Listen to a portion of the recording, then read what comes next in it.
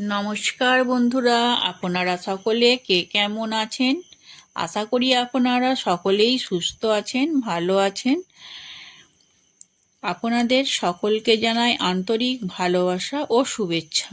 আমার নতুন ইউটিউব চ্যানেলের নাম সহজ বাঙালি রান্না। এই চ্যানেলে আমি আপনাদের সঙ্গে শেয়ার করব ঘরোয়া উপকরণ দিয়ে সুস্বাদু বাঙালি রান্না। প্রত্যেক দিন নিত্য নতুন রেসিপি নিয়ে হাজির হব সহজ বাঙালি রান্না চ্যানেলে।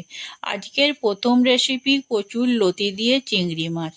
আর বন্ধুরা, আমার রান্নার পদ্ধতি যদি আপনাদের ভালো লাগে তাহলে চ্যানেলটা অবশ্যই সাবস্ক্রাইব করে পাশে থাকা বেল আইকনটি টিপতে ভুল করবেন না, যাতে নিত্য নতুন ভিডিও আপলোড হলে পৌঁছে যাবে আপনাদের কাছে। এবার তাহলে কিচেনে যাওয়া যাক। রান্না করা হবে কচুর লতি দিয়ে ছোট চিংড়ি মাছের ঝাল।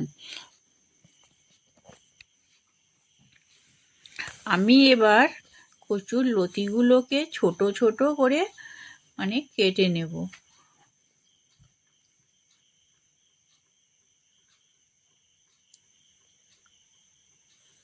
কেটে নেওয়ার পর নুন জলে দিয়ে দেব। তারপর এটা গ্যাস চুলোতে বসে ফুটিয়ে নেব।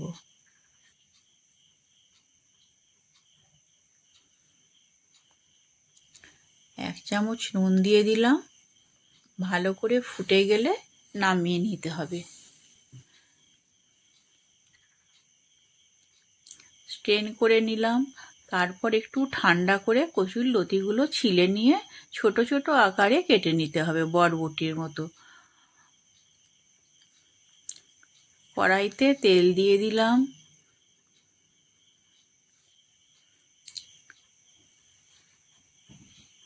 তারপর পেঁয়াজ, কচুর লতি আর দুটো কাঁচা লঙ্কা দিয়ে দিলাম। দিয়ে হালকা নাড়াচাড়া করব।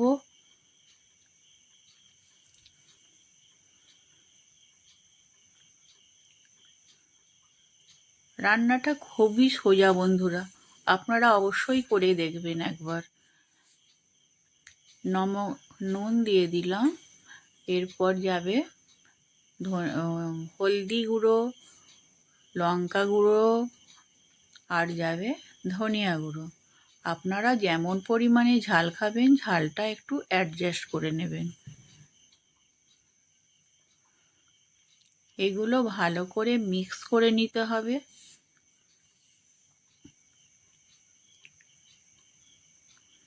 ভালো করে মিক্স করে নেবার পর চিংড়ি মাছগুলো উপরে দিয়ে দেবেন।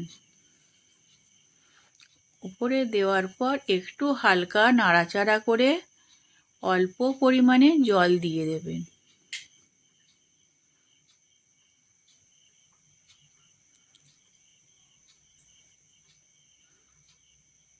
জল দেওয়ার পর আমরা গ্যাসটা একটু বাড়িয়ে দিয়ে 10 মিনিটের মতো ঢেকে রেখে দেব।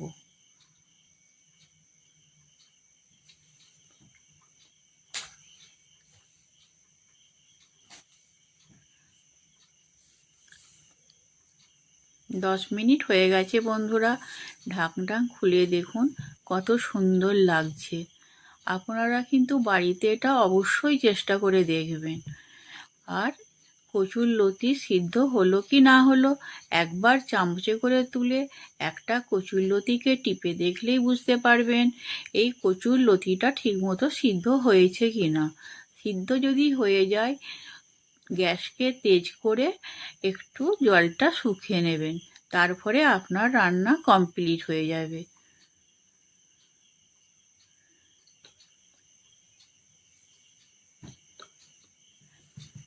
কত সুন্দরভাবে কচুর লতিটা সিদ্ধ হয়ে গেছে।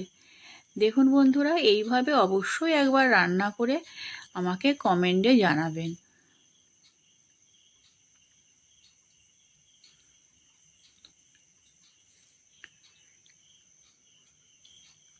দেখুন কত সুন্দরভাবে কচুর লতিটা রান্না হয়ে গেছে।